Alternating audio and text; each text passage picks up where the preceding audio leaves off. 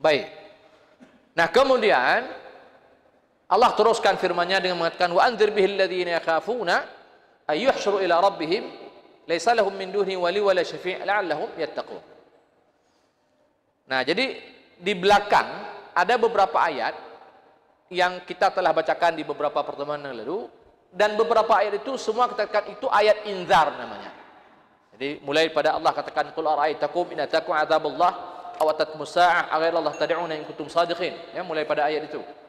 Ya, sampai kepada yang terakhir sekali qul ara'aitakum in atakum 'adzaballah baghtatan aw jahratan hal yuhlaku ilal qaumuz zalimun. Nah, ini semua ayat inzar namanya, ayat-ayat ancaman. Nah, Allah sudah mengancam mereka dengan ayat-ayat ini. Nah, tetapi ancaman itu tidak pernah bergeming, tidak pernah membuat mereka menjadi takut. Ya, jadi Allah gancam. Dan sebenarnya bukan hanya mereka, kita mungkin juga membaca ayat ini. Dan siapa yang membaca ayat ini, dia sesungguhnya sedang diancam oleh Allah Subhanahu wa taala. Maka kata para ulama, siapa yang ingin mendengar apa yang Allah sampaikan kepadanya, baca Quran. Jadi Al-Quran ini adalah bentuk lain daripada Allah berbicara dengan hamba-hambanya. Kena dengar Allah berbicara dengan kita, baca Quran. Jadi ini bahagian pada komunikasi kita dengan Allah ini. Ya, kalau mau dengar apa yang Allah sampaikan kepada kita, baca Quran. Dan kalau mau berbicara dengan Allah, disuruh perbanyak doa. Jadi doa itu kita ngomong kepada Allah, tapi Quran Allah ngomong kepada kita hambanya. Maka siapapun sebenarnya yang baca Al-Quran, dia akan mendapati ini ancaman untuknya sebenarnya. Nah, jadi ada orang-orang yang dia sudah diancam, dia tidak bergeming dengan ancaman tersebut. Jadi tidak memberi pengaruh apapun ke dalam jiwanya. Nah, kenapa para hadirin berbahagia?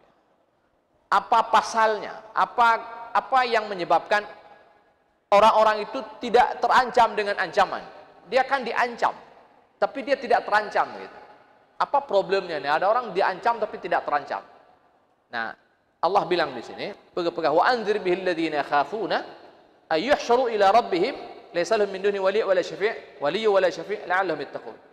Jadi Allah katakan beri ancaman dengan Al-Quran ini. Siapa yang diberi ancaman? Jadi mereka ini ternyata nggak bisa, diancam pun nggak jadi ini orang. Nah, lalu Allah pun bilang, katakan kalau mereka tidak termakan dengan ancaman itu wahai Muhammad, beri ancaman kepada siapa? Alladzina yakhafuna ayyuhsyuru ila rabbihim laisa lahum min dunihi wali wala syafi'. Jadi beri ancaman kepada orang-orang yang takut kepada hari kiamat. Pak ujungnya. Jadi ini problem dasarnya para hadirin berbahagia. Jadi makanya yang kalian di awal Al-Baqarah, di awal Al-Quran, Allah ketika berbicara tentang orang mukmin, orang apa namanya? Ya, orang muttaqin, ya. Allah katakan apa? Dzalikal kitabu la raiba fihi alladzina yu'minuna bil ghaib. Ya, wa yuqimuna shalah, sampai nanti terakhir sekali Allah katakan wa bil akhirati hum yuqinun, diulang sekali lagi. Mereka orang yang beriman kepada yang gaib dan mereka yakin kepada hari akhirat. Dan di banyak ayat juga, di banyak hadis kita akan menemukan di sana iman itu selalu digandingkan dengan iman billahi dan iman bil yaumil akhir. Iman kepada Allah dan iman kepada hari akhir. Jadi ini menjadi dua pondasi utama. Orang musyrikin itu percaya ada kepada Allah, Pak. Betih loh. Dan ada banyak ayat yang sudah kita lewati dan kita sudah jelaskan itu. Kalau kita tanya sama mereka siapa yang turunkan hujah, liyaqulunna Allah. Mereka percaya betul Allah itu. Sampai dalam peristiwa perang Badar. Baca dalam surah Al-Anfal itu, ya. Sampai dalam peristiwa perang Badar, Abu Jahal itu dia datang dari Mekah ke Madinah untuk memerangi, membawa tentara. Apa kata Abu Jahal? Ya Allah, dia bilang. Siapa di antara kami ini? Kami maksudnya apa? Kami orang Mekah ini dan mereka orang Muhammad dan teman-temannya di Madinah. Siapa ya Allah di antara kami yang paling memutuskan silaturahim? Kata Abu Jahal. Maka binasakanlah mereka besok. Yang kata Abu Jahal, dia minta sama Allah itu. Nah, suratnya lebih badan. Cincok surah Al-Anfal. Kalau ini dahsyat ini Muslim. Kalian bagaimana orang jahiliyah ini dengan Allah Subhanahu wa taala? Kalian pakai yakin je kepada Allah Subhanahu wa taala. Ada di surah Al-Anfal. Itu bisa dirujuk pulang ke rumah masing-masing. Dan jin kalian mungkin ada cari di Google atau di manalah tafsirannya. Ya. Nah, kalian in tastaftihu faqad ja'akumul fath wa in tantu fakhir lakum wa in ta'udu na'ud. Jadi Abu Jahal ini minta sama Allah, ya Allah, dalam bahasa yang lain gitu ya.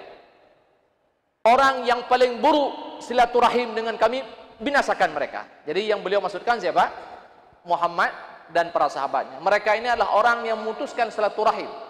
Jadi Muhammad ini memutuskan silaturahim dengan kami. Jadi karena ya kita tahulah, jadi gara-gara Islam ini akhirnya memecah belah antara saudara dengan saudara.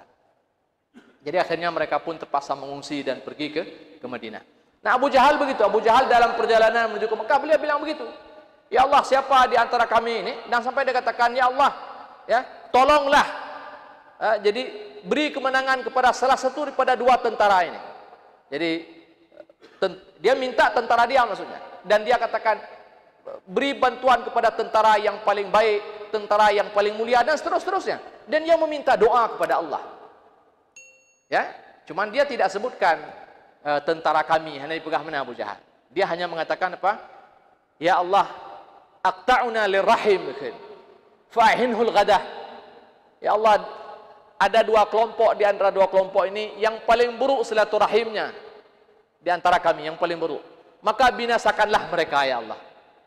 Ada dua tentara ini, ya, yang paling buruk, binasakan, kira-kira begitu. Jadi beliau tidak sebutkan dengan kalimat yang sarih menangkat hana kepegaman. Jadi dua kelompok ini yang paling, tapi yang dia maksudkan di hatinya siapa? Yang paling buruk itu Muhammad dan sahabatnya maksudnya. Dan Allah katakan, Allah turunkan ayat, in tastaftihu faqad ja'akumul fath. Ketika kalian meminta doa kepada Allah agar Allah memenangkan, maka Allah pun telah memberi kemenangan kepada salah satu daripada dua kelompok ini. Tapi kemenangannya tidak jatuh kepada kalian, jatuhnya kepada Muhammad dan teman-teman. Jadi ini maksud ayatnya. Poin yang kena pegah apa? Bahwa orang musyrik ini yakin dia kepada Allah, kena pegah tanya. Sampai dalam berperang pun dia minta mohon ampun, sama dengan Nabi Muhammad juga. Ketika beliau ingin berperang, beliau minta doa kepada Allah. Abu Jahal juga begitu.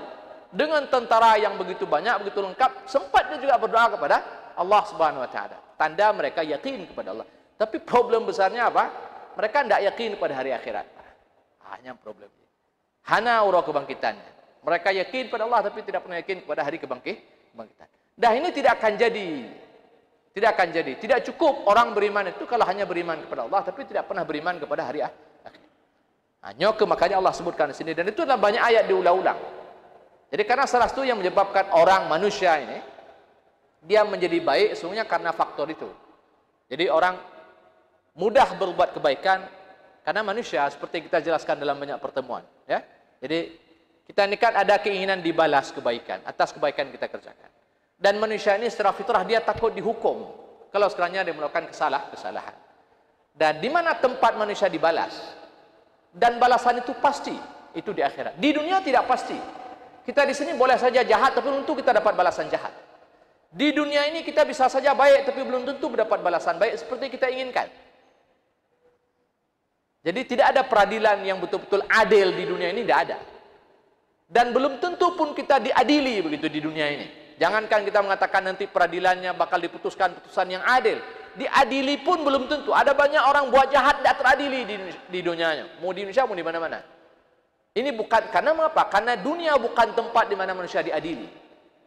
Dan ini bukan tempat pembalasan. Ini tempat di mana manusia berubah. Mau jahat, jahat. Mau baik, baik. Man sya'a falyu'min, man sya'a falyakfur. Mau mukmin, mukmin, mau kafir, kafir. Tapi nanti di sana pasti diadili dan pengadilannya itu adil seadil-adilnya. Nah, dan di sanalah manusia akan diberi kebaikan atas apa yang dia kerjakan di sini. Di sana akan diberi keburukan. Nah, kalau orang tidak beriman kepada yang di sana, nah ini menyebabkan manusia di sini dia menjadi kehantu dong. Dia mau akan jahat sejahat-jahatnya di dunia ini. Kenapa? Karena dia tidak punya keyakinan bahwa suatu hari saya akan diadili dan saya akan diberikan hukuman. Tidak ada di sini. Nah, ini menyebabkan kenapa Abu Jahal menjadi jahat, ya, Abu Lahab ini menjadi jahat. Karena tidak ada keyakinan itu di dalam hati-hati mereka. Nah, begitu juga ada orang-orang yang susah mengerjakan kebaikan. Kenapa? Karena memang tidak ada dorongan untuk mendapatkan balasan. Karena tidak punya keyakinan yang baik dengan balasan Allah pada hari kiamat. Nah, makanya hana pegah ba orang yang hana yakin kepada balasan Allah, ne kurban haidupnya. Walaupun kurbannya turah 7 rupiah perak. Tapi pecik rukak-rukaknya enggak haidupnya. Rukak atau bungkuh apa tu? 20 ribu turah. Lebih banyak dapat napeng. Tapi kalau kurban yang 7.000 satu harinya hana pada pegah. Wahai dengku-dengku, darah kurban anda itu sebelum jatuh ke tanah dia pun sudah disambut terlebih dahulu oleh Allah Subhanahu wa taala. Anda sudah dibalas. Begitu kurbannya belum jatuh darah ke tanah, anda sudah dapat pahalanya. Ana gak dengarnya. Narkok dua bak, narkok. Kira-kira begitu bahasa sederhananya. Orang masih menganggap mahal 2,5 juta itu. Ya, mahal katanya. Untuk agama itu, untuk pahalanya mahal. Ini kan problemnya problem keyakinan di hati para hadirin berbahagia. Nah, tapi ketika orang punya keyakinan yang mantap kepada balasan Allah dan hukuman Allah di akhirat, nah ini yang menyebabkan orang, kalaupun kemudian dia berbuat dosa, dia akan menjadi gelisah dalam hidupnya sampai dia bertobat kepada Allah Subhanahu wa taala. Hana tenang hidup dia. Ini orang yakin kepada Allah. Makanya salah satu ciri orang beriman kata Nabi, dia akan senang dengan kebaikannya dan susah dengan keburukannya. Dia buat dosa tapi gundah hati, susah aja. Hana mangat laju sehsoh. Ini tanda ini orang beriman ini. Jadi jangan dikira orang beriman tidak buat dosa. Siapapun buat dosa. Tapi yang membedakan orang beriman dengan orang fasik apa? Orang beriman ini susah hati. Tidak nyenyak tidur kalau dia buat dosa sampai dia bertobat kepada Allah Subhanahu wa taala. Nah, begitu juga orang beriman ini kalau dia buat baik senang hati, puas. Ada rasa kegembiraan yang lebih di sini ketika dia sanggup melakukan sesuatu kebaikan. Jadi lih semayang kamanga, ya, ada tadu warung kopi tadu atau prosaka kamanga kali. Ada senang hati. Ya, jadi tenang, nggak ada ganjalan, lapang plong menang kira-kira. Begitu juga ketika kita melakukan kebaikan-kebaikan yang lain, itu ciri iman. Dan iman ini iman kepada balasan tadi sebenarnya. Karena kita takut kalau tidak melakukan ini akan dihukum, dan kita senang kalau melakukan ini akan kita dibalas. Nah, kepada orang inilah sebenarnya agama ini berfungsi. Nah, kalau orang tidak punya keyakinan ini, hana pun tidak pegah baurnya. Nah, tengku nazlim 20 rotu hala goce. Nah, ada hek getran pahala je hana ya dengo ya je. Nah, tapi baru lagu tengku nazlinyo dengan fadilah amal kepada siapa? Kepada orang yang yakin kepada balasan di akhirat. Jadi nyok yang Allah pegah wa anzir bil ladzina yakhafuna ayyuhsyuru ila rabbihim. Ini dia. Ya. Baru kemudian peringatan itu berfungsi. Saya kira demikian untuk malam ini. InsyaAllah nanti kita akan lanjutkan kembali di pertemuan yang akan datang.